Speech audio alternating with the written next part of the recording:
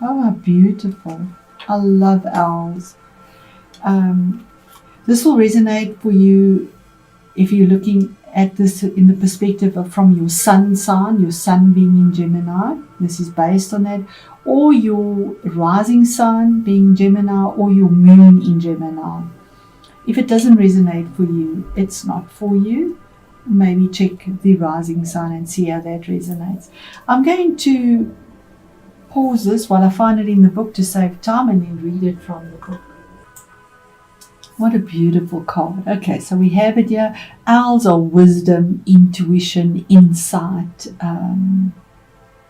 He's in an oak tree, something that is solid and wise, and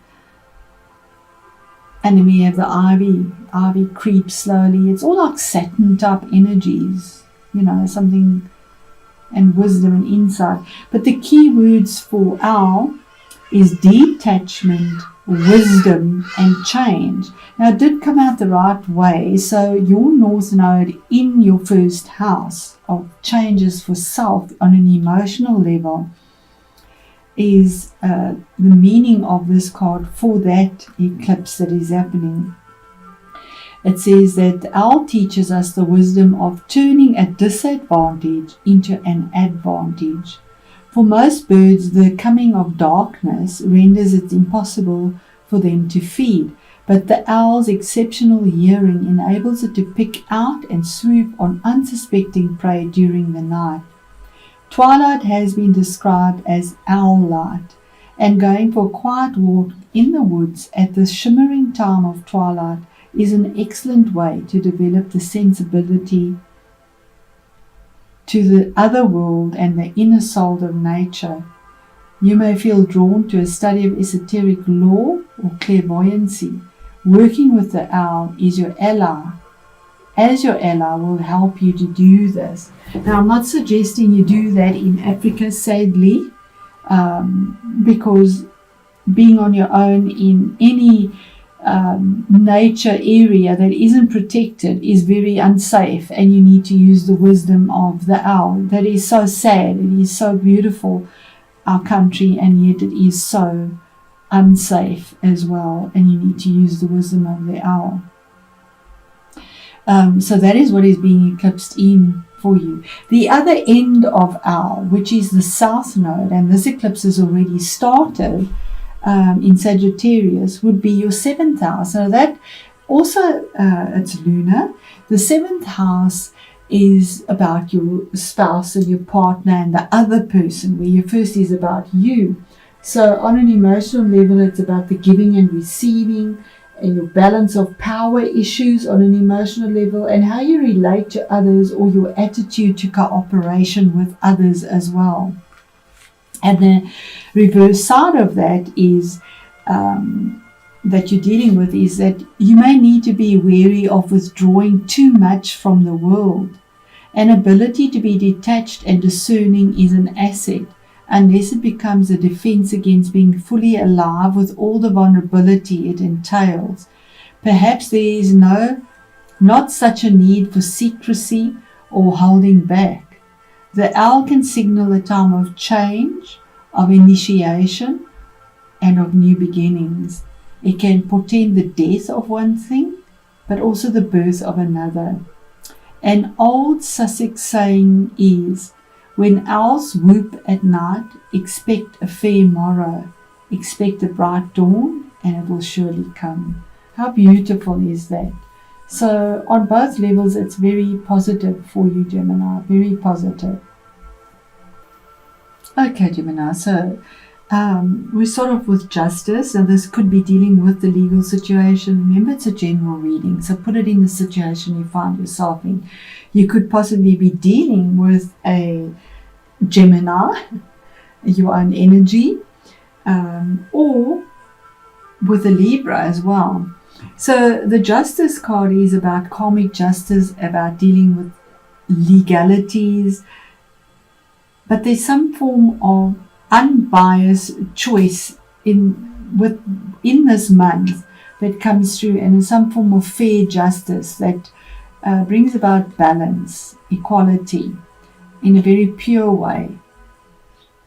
She's not blindfolded because she's in denial. It's because she's unbiased and has to see both sides from equal perception, both lights in her hand, to make a balanced choice with her sword of truth.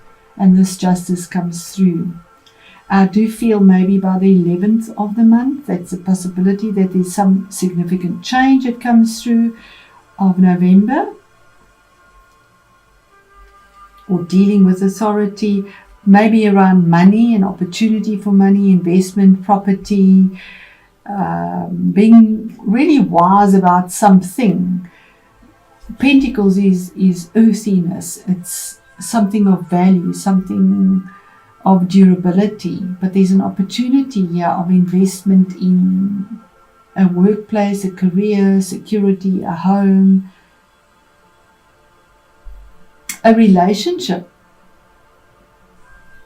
in your health, possibly investing with something that is real. There's the opportunity, and being wise. We have the weasel here, being really wise about it, looking at what was in the past. He's looking behind him and then to move up towards the future.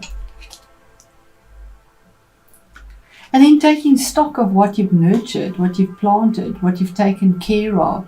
And now finally being able to fill this empty basket, because the ladder is there now to go up, to ascend. Here we have the rocks also going up. Here we have stairs going up. So you're going up to something that you've been looking after. The squirrel prepares for the winter months, nurtures. Here's spring, here's the harvest time. There's peace, there's harmony. It's like being able to enjoy the fruits of your labor, something you've nurtured, and now you can go and harvest those fruits. You've taken care of it with great passion as well. And then we have the message from Spirit, or the center of the month. You have victory. You have victory, you have recognition in whatever this is that you've nurtured. There's this karmic justice that comes through. If it is a legal situation, there's victory and recognition as well, and moving forward. With passion as well, we have wands here, passion, moving forward. And sixes always deal with something from the past and moving forward towards it. They all seem, the weasel's looking at what was in the past. She's making a choice between present and past. Here we have somebody looking towards the future and enjoying the fruits of the labor, and there's a recognition for it. What is hidden and you're not even aware of it is that there's some form of regret or sadness over something that was lost on an emotional level, because the cups are emotional level. Those cups are empty, it's spilt, it's gone, it's lost. And there was change. These swifts or swallows migrate. So there was a migration of something that brought about regret, and you're not even aware of it, or sadness, or you have guilt about something that was lost or spilt, or something that you feel there's a sense of loss for, and forgetting to look at what you had turned your back on, what was kindred. And this is your energy. This is the card of Gemini. It is 6. It's a major arcana as well. That's a major arcana as well. Card number 11. Sixes are very prevalent in your reading as well. But this is about, the challenge is, it could have been in a relationship. Possibly a relationship that there was regrets in it. A legal situation, it came to an end. But the Lovers is also a card of choice, a significant choice that needs to be made. It's your challenge at the moment. So a choice that needs to be made. But in this deck, we almost see he's holding her one hand there. So it's almost a choice that is made with a lot of strength, or has to be made somehow. We do have the 2 dolphins. It could be a choice about 2 people, or a legal situation, something significant that comes through here, because there's a sense of finding this balance that is karmic. And the outcome here, or the end of the month, is the Four of Cups, and that is, there's that cup again. Something that was offered to you, but you don't seem to take notice or cognizance. Although here we have these 3 cups where they were spilled there. They're standing here, they're empty, because there's a loss, there's the mouse, there's some form of loss here. And this cup is being presented to you, looking at it, but almost half-heartedly. We have the squirrel here again. The squirrel has taken care and nurtured of something, and the other squirrel is saying go for it. He's ready to grab whatever there is, and you're actually looking at it in this deck. So there is an opportunity being presented to you here on some emotional level with regards to a relationship. Very big possibility. You are dealing with 1st and 7th house. A relationship that's either emotional, intimate, or with the other in your workplace, because it's you and the other. So it can be a spouse or work partnership or anything to that sort, but there's karmic justice that comes through here with a karmic choice. It could have been soulmates that there are regrets about. Okay, so what is the justice card about for Gemini? It's good news, Princess of Wands, something that comes through. It's the beginning of something, of good news, maybe a new relationship that comes through, or dealing with a child and getting good news, but it is a form of information that comes through that is warm and creative and has growth and a sense of freedom. That's a decision you made, Gemini. That's your energy.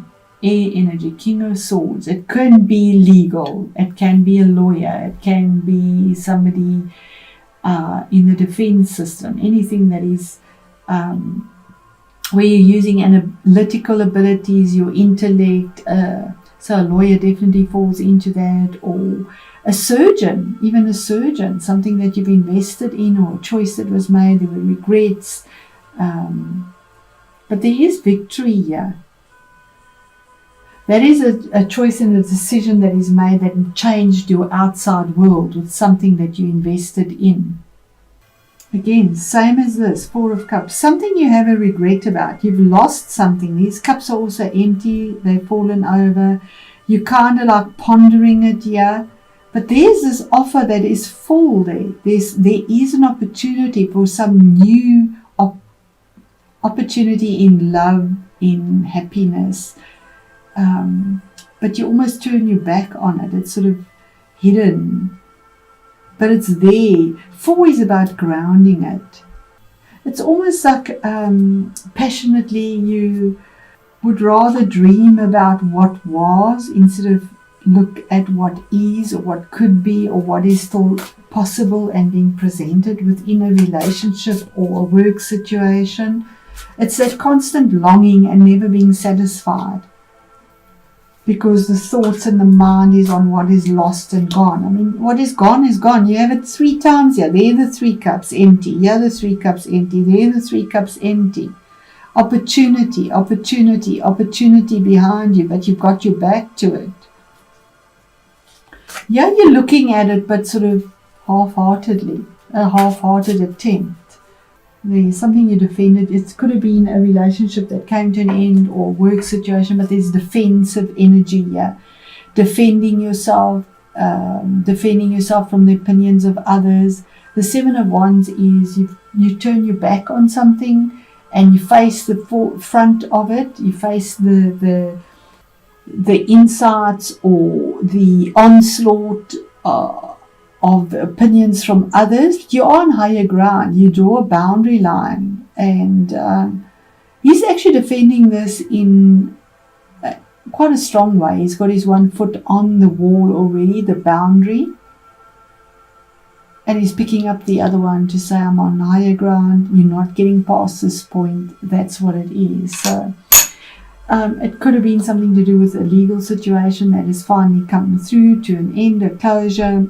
There is regrets, there is some sort of loss that you keep focusing on. But the owl also says to move on from those emotional hurts.